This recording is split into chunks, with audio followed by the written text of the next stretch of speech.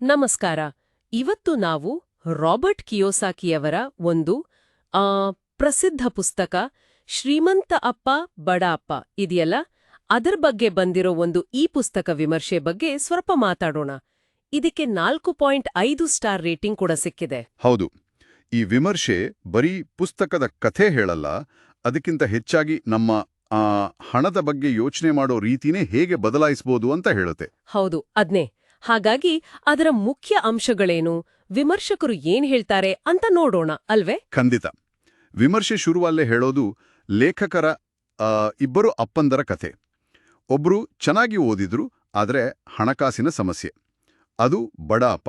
ಇನ್ನೊಬ್ರು ಶ್ರೀಮಂತಪ್ಪ, ಜಾಸ್ತಿ ಓದಿಲ್ಲ, ಆದ್ರೆ ಆ ಉದ್ಯಮಶೀಲತೆ, ವ್ಯಾಪಾರದ ಜ್ಞಾನದಿಂದ ಶ್ರೀಮಂತರಾದವರು.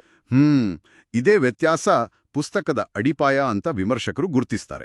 ಸರಿ, ವಿಮರ್ಶೆಯಲ್ಲಿ ತುಂಬಾ ಮುಖ್ಯ ಅಂತ ಹೇಳಿರೋ ಒಂದು ಪಾಠ ಅಂದ್ರೆ ಆಸ್ತಿಗಳು ಮತ್ತೆ ಹೊಣೆಗಾರಿಕೆಗಳು, ಅಸೆಟ್ಸ್ ಮತ್ತು ಲಯಬಿಲಿಟೀಸ್. ಹೌದು. ಇದು ಕೇಳೋಕೆ ಸರಳ ಅನ್ಸಿದ್ರೂ ವಿಮರ್ಶಕರು ಇದನ್ನ ಪುಸ್ತಕದ ಅತಿ ಶಕ್ತಿಶಾಲಿ ಒಳನೋಟ ಅಂತ ಯಾಕೆ ಹೇಳಿದ್ದಾರೆ? ಯಾಕಂದ್ರೆ ವಿಮರ್ಶೆ ಪ್ರಕಾರ ಈ ವ್ಯಾಖ್ಯಾನ ಅಂದ್ರೆ ಆಸ್ತಿಗಳು ಪಾಕೆಟ್ಗೆ ಹಣ ತರ್ತವೆ, ಹೊಣೆಗಾರಿಕೆಗಳು ತೆಗಿತವೆ ಅನ್ನೋದು ಬರೀ ಒಂದು ಫಾರ್ಮುಲಾ ಅಲ್ಲ. ಅಂದ್ರೆ ಮಧ್ಯಮ ವರ್ಗದ ಜನ ಯಾಕೆ ಕಷ್ಟಪಡ್ತಾರೆ ಅನ್ನೋದಕ್ಕೆ ಇದು ಒಂದು ಥರದ ಮೂಲ ಕಾರಣವನ್ನೇ ತೋರಿಸುತ್ತೆ ಅಂತ ವಿಮರ್ಶಕರು ಹೇಳ್ತಾರೆ. ಇದು ಸಂಪತ್ತು ನಿರ್ಮಾಣದ ಬಗ್ಗೆ ನಮ್ಮ ಯೋಚನಾ ಲಹರಿಯನ್ನೇ ಬದಲಾಯಿಸುವ ಶಕ್ತಿ ಹೊಂದಿದೆ ಅನ್ನೋದು ಅವರ ಅಭಿಪ್ರಾಯ. ಓ, ಇದು ನಿಜಕ್ಕೂ ಇಂಟ್ರೆಸ್ಟಿಂಗ್ ಆಗಿದೆ. ಇನ್ನೊಂದು ಮುಖ್ಯ ಪಾಯಿಂಟ್ ಅಂದ್ರೆ ನಮ್ಮ ಮಾಮೂಲಿ ಶಿಕ್ಷಣ ಇದೆಯಲ್ಲ, ಅದು ಹಣಕಾಸಿನ ಬುದ್ಧಿವಂತಿಕೆ ಕಲ್ಸಲ್ಲ ಅಂತ ಕಿಯೋಸಾಕಿ ಹೇಳ್ತಾರೆ. ಇದ್ರ ಬಗ್ಗೆ ವಿಮರ್ಶೆ ಏನ್ ಹೇಳುತ್ತೆ? ವಿಮರ್ಶಕರು ಇದನ್ನ ಸೀರಿಯಸ್ ಆಗಿ ತಗೋತಾರ. ಶಾಲೆಗಳು ಒಳ್ಳೆ ಸಂಬಳದ ಕೆಲಸಕ್ಕೆ ತಯಾರು ಮಾಡ್ತವೆ, ನಿಜ. ಆದ್ರೆ ಹಣವನ್ನ ಮ್ಯಾನೇಜ್ ಮಾಡೋದು ಹೇಗೆ, ಹೂಡಿಕೆ ಮಾಡೋದು ಅಥವಾ ಸ್ವಂತವಾಗಿ ಸಂಪತ್ತು ಸೃಷ್ಟಿಸೋದು ಹೇಗೆ?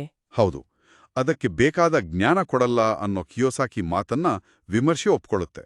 ಇದೊಂದು ಥರ ಆರ್ಥಿಕ ಸ್ವಾತಂತ್ರ್ಯದ ಕಡೆ ಹೋಗೋ ದಾರಿಯನ್ನೇ ಸ್ವಲ್ಪ ಮಟ್ಟಿಗೆ ಮುಚ್ಚಿದ ಹಾಗೆ ಅಂತ ವಿಮರ್ಶಕರು ಭಾವಿಸಿದ ಹಾಗಿದೆ.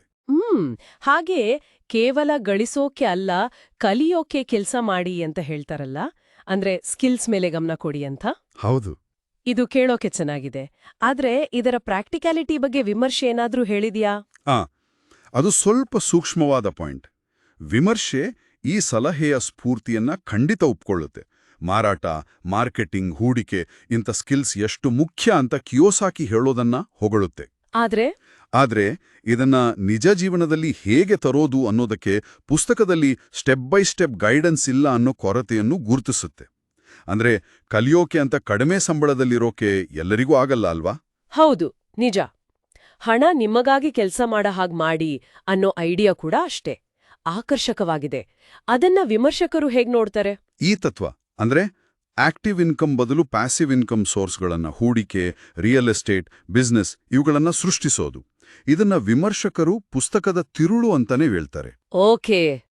ಇದು ನಮ್ಮನ್ನ ನೌಕರ ಅನ್ನೋ ಮನಸ್ಥಿತಿಯಿಂದ ಮಾಲೀಕ ಅಥವಾ ಹೂಡಿಕೆದಾರ ಅನ್ನೋ ಮನಸ್ಥಿತಿಗೆ ತರುತ್ತೆ ಅಂತ ಪ್ರಶಂಸೆ ಇದೆ. ಆದರೆ ಇಲ್ಲೂ ಕೂಡ ಹೇಗೆ ಮಾಡೋದು ಅನ್ನೋ ಪ್ರಶ್ನೆಗೆ ಪುಸ್ತಕ ಪೂರ್ತಿ ಉತ್ತರ ಕೊಡಲ್ಲ ಅಂತ ವಿಮರ್ಶೆ ಹೇಳುತ್ತೆ. ಸರಿ, ಇಷ್ಟೆಲ್ಲ ಹೊಗಳಿಕೆ ಇದೆ. ಇದ್ರ ಜೊತೆಗೆ ವಿಮರ್ಶೆಯಲ್ಲಿ ಪುಸ್ತಕದ ಕೆಲವು ದೌರ್ಬಲ್ಯಗಳ ಬಗ್ಗೆನೂ ಹೇಳಿದ್ದಾರೆ ಅಲ್ವಾ? ಹೌದು. ಮುಖ್ಯವಾಗಿ 2 ಟೀಕೆಗಳನ್ನೇ ಹೇಳಿದ್ದಾರೆ.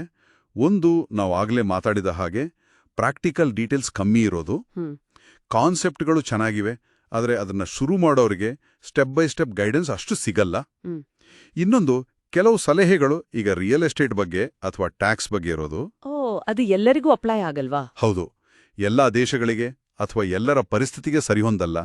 ಕೆಲವೊಮ್ಮೆ ಸ್ವಲ್ಪ ವಿವಾದಾತ್ಮಕ ಕೂಡ ಅನಿಸ್ಬೋದು ಅಂತ ವಿಮರ್ಶಕರು ಎಚ್ಚರಿಸ್ತಾರೆ. ಹಾಗಾದ್ರೆ 4.5 ಸ್ಟಾರ್ ರೇಟಿಂಗ್ ಎಲ್ಲ ಇಟ್ಕೊಂಡು ಕೊನೆಗೆ ವಿಮರ್ಶೆ ತೀರ್ಮಾನ ಏನು? ಯಾರಿಗೆ ಈ ಪುಸ್ತಕ ಓದೋಕೆ ಸಜೆಸ್ಟ್ ಮಾಡ್ತಾರೆ?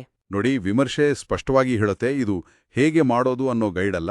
ಅದಕ್ಕಿಂತ ಹೆಚ್ಚಾಗಿ ಇದು ನಮ್ಮ ಹಣದ ಬಗ್ಗೆ ನಮ್ಮ ಮನಸ್ಥಿತಿಯನ್ನೇ ಬದಲಾಯಿಸೋಕೆ ಪ್ರಯತ್ನ ಪಡೋ ಒಂದು ಪುಸ್ತಕ. ಯಾಕೆ ಮಾಡಬೇಕು ಮತ್ತು ಹೇಗೆ ಯೋಚಿಸಬೇಕು ಅನ್ನೋದರ ಬಗ್ಗೆ. ಹಾಗಾಗಿ ಆರ್ಥಿಕ ಸ್ವಾತಂತ್ರ್ಯ ಬೇಕು ಅನ್ನೋರು ಅಥವಾ ಹಣದ ಬಗ್ಗೆ ಒಂದು ಹೊಸ ಪರ್ಸ್ಪೆಕ್ಟಿವ್ ಬೇಕು ಅನ್ನೋ ಯಾರಿಗಾದ್ರೂ, ವಿಶೇಷವಾಗಿ ಯುವಕರು, ವಿದ್ಯಾರ್ಥಿಗಳು, ವೃತ್ತಿಪರರು, ಇವರಿಗೆಲ್ಲ ಇದು ತುಂಬಾ ಪ್ರೇರಣೆ ಕೊಡಬಹುದು. ಅಂದ್ರೆ ತಮ್ಮ ಆರ್ಥಿಕ ಭವಿಷ್ಯದ ಜವಾಬ್ದಾರಿ ತಾವೇ ತಗೋಬೇಕು ಅನ್ನೋ ಪ್ರೋತ್ಸಾಹ ಕೊಡುತ್ತೆ. ಎಕ್ಸಾಕ್ಟ್ಲಿ ಅದೇ.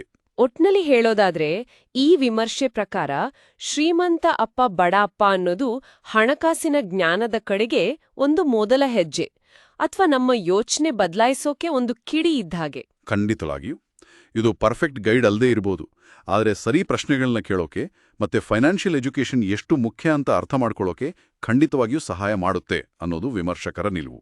ಹಾಗಾದ್ರೆ ಈ ಚರ್ಚೆಯ ಕೊನೆಯಲ್ಲಿ ಒಂದು ಯೋಚನೆಗೆ ಬಿಡೋಣ. ಈ ವಿಮರ್ಶೆ ಹೇಳಿದ ಹಾಗೆ ಕಿಯೋಸಾಕಿಯವರ ಐಡಿಯಾಗಳು ನಮ್ಮ ಹಣಕಾಸಿನ ಯೋಚನಾ ಕ್ರಮವನ್ನೇ ಬದಲಾಯಿಸುತ್ತವೆ ಅಂದ್ರೆ, ಈಗಿನಿಂದ ನಾವು ಸಾಮಾನ್ಯವಾಗಿ ಒಪ್ಕೊಂಡ್ ಬಂದಿರೋ ಹಣ, ಹೂಡಿಕೆ ಅಥವಾ ನಮ್ಮ ಕೆರಿಯರ್ ಬಗ್ಗೆ ಇರೋ ಯಾವ ಒಂದು ನಂಬಿಕೆಯನ್ನ ನಾವು ಪ್ರಶ್ನಿಸೋಕೆ ಶುರು ಮಾಡ್ಬೋದು?